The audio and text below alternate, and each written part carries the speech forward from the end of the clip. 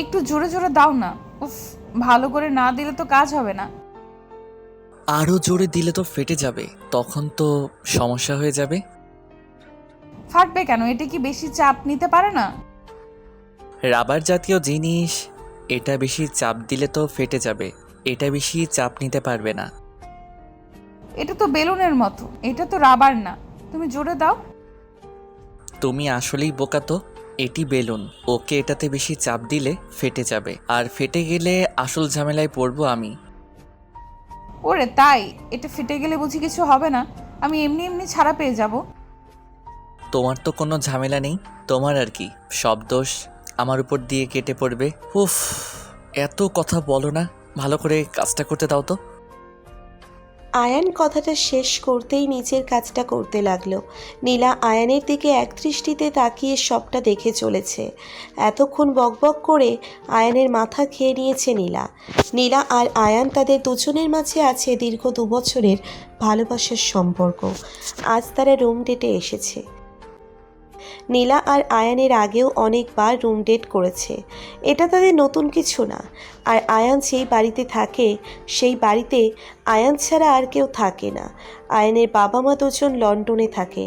শুধুমাত্র আয়ান তার বাবা মাকে ছেড়ে নিজের দেশে পড়ে আছে। আয়ানের বাবা মা অনেকবার চেষ্টা করেছে তাদের ছেলেকে তাদের কাছে রাখার, তবে আয়ান কোনোভাবেই তাদের কাছে গিয়ে থাকে না।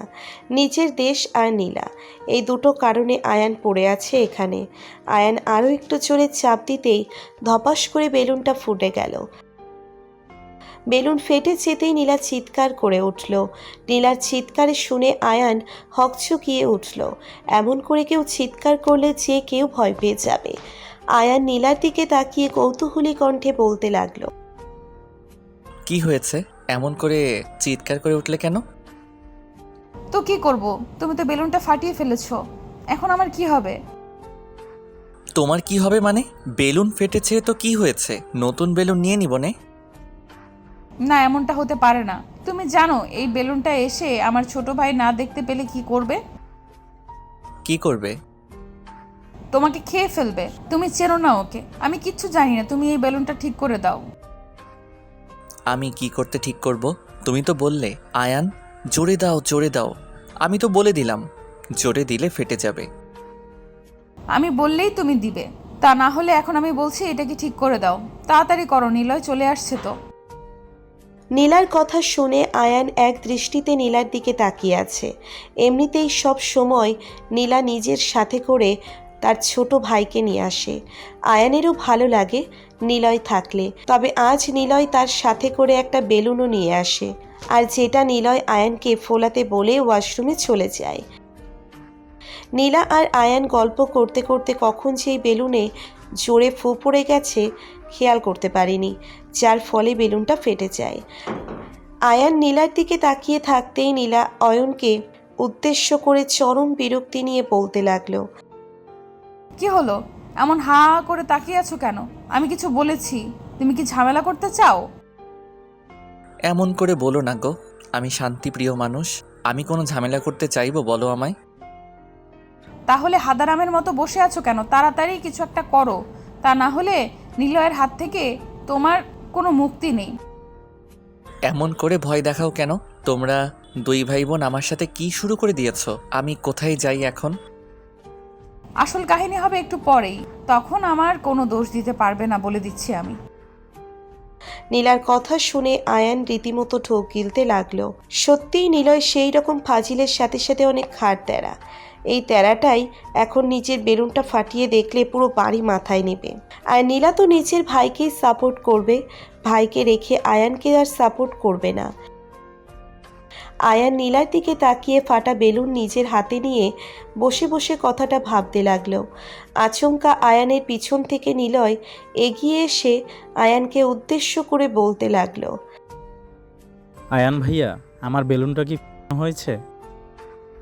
নিলয় আয়ানের হাতের দিকে তাকাতেই চমকে উঠল। নিজের ফাটা বেলুন আয়ানের হাতে দেখে নিলয় চিৎকার করে কাঁদতে লাগলো। নিলয়ের কান্না দেখে আয়ান নিলয়কে নিজের কোলে বসিয়ে নিলয়কে উদ্দেশ্য করে বলতে লাগলো, ভাইয়া কান্না করো না, আমি তোমার জন্য এমন অনেকগুলো বেলুন নিয়ে আসবো। না না, আমার চাই না, আমার ওই বেলুনগুলোই চাই, আর কোনো বেলুন দিলে হবে না। ভাইয়া প্লিজ এমন করে না, এটা তো ফেটে গেছে। আমি তোমার জন্য ভালো দেখে বেলুন এনে দিব, অনেকগুলো বেলুন, তুমি জাস্ট গুনে শেষ করতে পারবে না। সত্যি তো? তুমি আমায় ঢপ দিচ্ছ না তো? আরে শালা আমি তোমায় কেমন করে ঢপ দিব? তুমি আমার 10টা না 5টা না, একটা মাত্র আদরের শালা, তোমার ঢপ দিলে চলে? তোমার জন্য সত্যি নিয়ে আসবো। আয়ানের কথা শুনে নিলয় অনেকটা দম নিল। নিলয় বড্ড চঞ্চল একটি ছেলে, একদণ্ড এক স্থানে স্থির থাকে না। নিলয় আবারও চলে যায় রুম থেকে। নিলয়কে শান্ত করার কৌশল দেখে নীলা মুচকি হেসে আয়ানকে উদ্দেশ্য করে বলে, বাবা, আপনি দেখি ভালোই মানুষকে বোকা বানানো শিখে গেছেন। আমি কাকে বোকা বানালাম?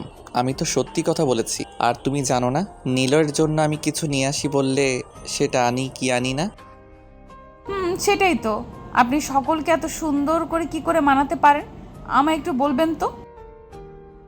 এই ফাইজলামি করো না, পরে সত্যি সত্যি আবার কি না কি ফাটাতে হয়। নীলা কথাটা বলতেই আয়ানের দিকে এগিয়ে এসে আয়ানের কাঁধের উপর নিজের হাতজোড়া তুলে দিল। আয়ান নীলার চোখের দিকে তাকিয়ে আছে, হয়তো বোঝার চেষ্টা করছে এই চোখের ভাষার মানে। আয়ানের কথার বিপরীতে নীলা আয়ানকে উদ্দেশ্য করে বলল, কি ফাটানোর কথা বলছো? একটু সহজ ভাষায় খুলে বলো না। আমি তো এমন করে বদলে কিছুই বুঝতে পারবো না। তোমায় এত কিছু কেন বুঝতে হবে? এত কিছু বোঝার প্রয়োজন নেই। ফাইজলামি বন্ধ করে কিছু খাবে কিনা বলো। আমি যেটা খেতে চাই সেটা দিবে। নীলার মায়াবী কণ্ঠস্বরটা শুনে আয়ানের মনের মধ্যে একটা খুশির শিহরণ বয়ে গেল। আয়ানও এমন কিছুই চাইছে, ওই ঠোঁটের মিষ্টি স্বাদ, ভালোবাসায় নিজের আপন করে নেওয়ার ইচ্ছেটা আয়ানের মনের মধ্যে বিরাজ করছে। আয়ানও চাইছে নীলাকে নিজের বুকের সাথে মিশিয়ে নিয়ে নীলার মাঝে হারিয়ে যেতে। আয়ান নীলার হাতটা ধরে নীলাকে নিচের দিকে টেনে নিতেই দুম করে নীলা আয়ানের বুকে চলে আসে। আয়ানের বুকে এসে নীলা শক্ত করে আয়ানকে জড়িয়ে ধরে। আয়ান নীলাকে নিচের বুকে পেতেই অসম্ভব শান্তি অনুভব করতে লাগলো। নীলা আয়ানের শার্টের বাটনের উপর দিয়ে আয়ানের বুকের উপর হাত দিয়ে আছে। আয়ানের বুকে হাত রেখে নীলা আয়ানের বুকে লোমগুলো নিয়ে খেলা করছে। আয়ান নীলার কোমরে হাত বুলিয়ে দিচ্ছে। কিছু সময় এমন হাত বুলিয়ে দিতেই নীলা আয়ানকে উদ্দেশ্য করে বলতে লাগলো, সারাদিন কি হাত বুলিয়ে যাবে নাকি? আর কিছু করবে না? আর কি করব? জানো না কি করবে? তোমার মধ্যে একটু রোমান্টিকতা নেই। জানো গার্লফ্রেন্ড বয়ফ্রেন্ড একসাথে থাকলে কত কিছু করে? না তা তো জানি না, কারণ আমি তো এর আগে কখনো কারোর সাথে রিলেশন করিনি, আর না কারোর সাথে পার্সোনালি আলাদা কোথাও ডেটে গিয়েছি, তাই জানি না আমি কি করতে হয়। আয়ানের কথায় নীলা ভীষণ রেগে যায়। আয়ানের কথা মতো এটাই বোঝা যায় যে নীলা আরও অনেক রিলেশন করেছে, আর নীলা জানে কি কি করতে হয়। নীলা রেগে আগুন হয়ে গিয়ে আয়ানকে উদ্দেশ্য করে ভীষণ কর্কশ কণ্ঠে বলতে লাগলো, তার মানে তোমার মনে হয় আমি এর আগে অন্য কারোর সাথে রিলেশন করেছি? এইটাই তো বলতে চাও যে আমি আরো ছেলের সাথে রুম ডেটে গিয়েছি, তাই না? ও মা, আমি এটা কখন বললাম? আর তাছাড়া তো আমি জানি তুমি আসলে কেমন মেয়ে, আর তোমায় নিয়ে আমার কোনো সন্দেহ নেই, বিশ্বাস করো। হয়েছে আয়ান, আমি জানি তুমি কি বলতে চেয়েছো আর কি বলেছো। মানে আমি এতটাই খারাপ হয়ে গেছি তোমার কাছে যে তুমি আমায় নিয়ে এই কথাটা বলতে পেরেছো। আরে পাগলি আমার, তুমি শুধু শুধু আমার উপর রেগে যাচ্ছ। আমি তোমাকে নিয়ে কেন বাজে কথা বলবো বলো আমায়? আমি তো জানি না বলে তোমায়। হয়েছে, আর কিছু জানতে হবে না আমায়। আমি সব বুঝতে পেরেছি, আর কিছু বোঝার নেই আমার। আসছি আমি। আর হ্যাঁ, তোমায় এসব কথা বলার জন্য আমি দুঃখিত। এই নীলা, রাগ করে কোথায় চলে যাও? আমি ক্ষমা চাইলাম তো, প্লিজ আমায় ক্ষমা। নীলা আয়ানের কোনো কথাই শুনল না। আয়ানের পাশ থেকে উঠে পড়ে নীলা হনহন করে চলে যায় আয়ানের রুমের বাহিরে। আয়ানের রুমের বাহিরে গিয়ে নীলা নিজের ভাইকে নিয়ে চলে যায় নিজের বাড়ির দিকে। আয়ানের কথাই নীলা ভীষণ কষ্ট পেয়েছে, আর নীলা অনেকটা অভিমানও করেছে। নীলা বরাবর অনেক অভিমানী একটা মেয়ে। ছোট ছোট বিষয় নিয়ে নীলা ভীষণ অভিমান করে, তাই সব সময় আয়ান কথা বলার সময় ভীষণ ভেবেচিন্তে কথা বলে। আয়ান কোনোভাবেই চায় না নীলা তার কথায় কষ্ট পাক, তবে দিন শেষে সেটাই হলো।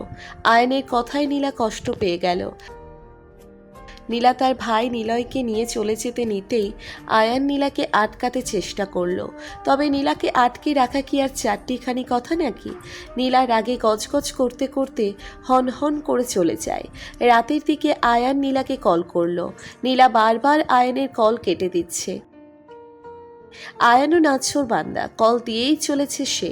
নীলা আর কোনো দিক না পেয়ে কলটা পিক করতে আয়ান নীলাকে উদ্দেশ্য করে মলিন কণ্ঠে বলতে লাগলো, নীলা এমন করো না, আমি তোমার সাথে একটু কথা বলতে চাই, প্লিজ আমার কথাটা শোনো। কি কথা শুনবে? আমি তো ভালো মেয়ে না, অনেক ছেলের সাথে আমার সম্পর্ক আছে। দেখো না আমি সব কিছু জানি। এমন করবে তুমি আমার সাথে? আমি কি সেটা বোঝাতে ওই কথাটা বলেছি নাকি?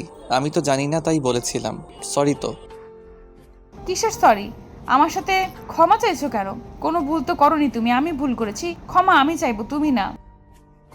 নীলা প্লিজ বোঝার চেষ্টা তো করো, এমন করো না প্লিজ। আমি সত্যি ওসব ভেবে কিছু বলিনি তোমায়। তুমি এমন করলে আমি কেমন করে ভালো থাকবো বলো? শোনো, আমার কারণেই তুমি ভালো থাকতে পারবে না, তাই আমি আর চাই না তোমায় খারাপ রাখতে। তুমি এক কাজ করো, অন্য কাউকে পছন্দ করে বিয়ে করে নাও।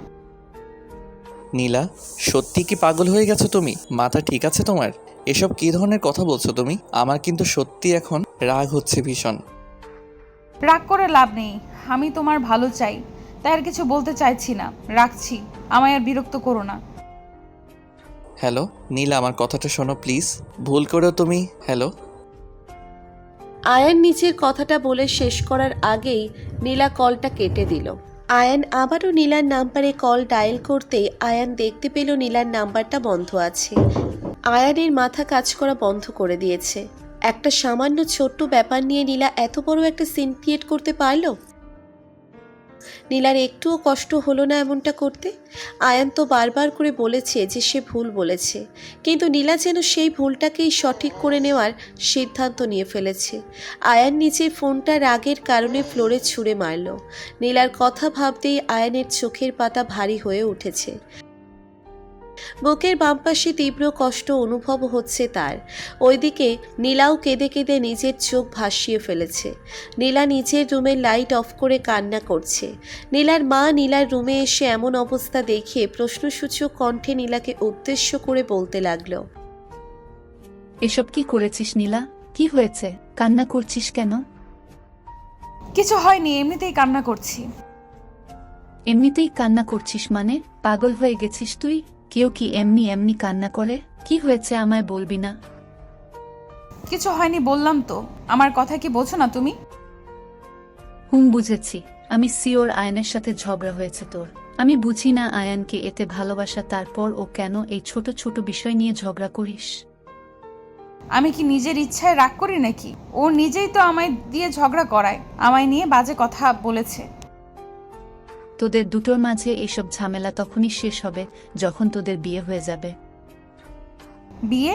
আমি ওকে জীবনেও বিয়ে করব না। আজকের পর থেকে ওর সাথে আমার সমস্ত সম্পর্ক শেষ, আর কোনো সম্পর্ক আমি ওর সাথে রাখবো না। নীলার মা বুঝতে পেরেছে তার পাগলি মেয়েটা আসলেই রেগে গেছে, তাই এসব কথা বলছে। নীলার মা আর নীলার সাথে তর্ক করলো না। উনি জানেন নীলা মাথা গরম হয়ে আছে এখন, তাই তাকে প্রশ্ন করা হোক না কেন তার ভুল উত্তরটাই আসবে। তাই উনি সোজা চলে যান নীলার রুমের থেকে। দেখতে দেখতে দুদিন কেটে যায়। এই দুদিনের মধ্যে নীলার রাগ কমে যেতেই নিজের ফোন অন করে আয়ানকে কল করে, তবে আয়ানের ফোন বন্ধ পায় সে। আয়ানের ফোন কখনো বন্ধ পায়নি নীলা। এই প্রথম নীলা আয়ানের ফোন বন্ধ পেয়ে ভীষণ চিন্তায় পড়ে যায়। চিন্তা দূর করার জন্য নীলা সোজা আয়ানের বাড়ি চলে যায়। আয়ানের বাড়ি আসতেই নীলা দেখতে পায় আয়ান এখানে নেই। কথাটা জানতেই নীলার বুকটা কেঁপে ওঠে। নীলা বুঝতে পারে না আয়ান হঠাৎ করে কোথায় গেল।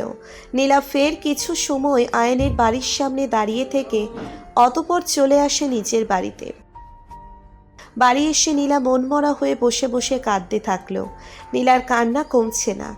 আপন মনে নীলা ভাবছে আয়ান বুঝি তাকে সত্যি সত্যি ছেড়ে গেছে।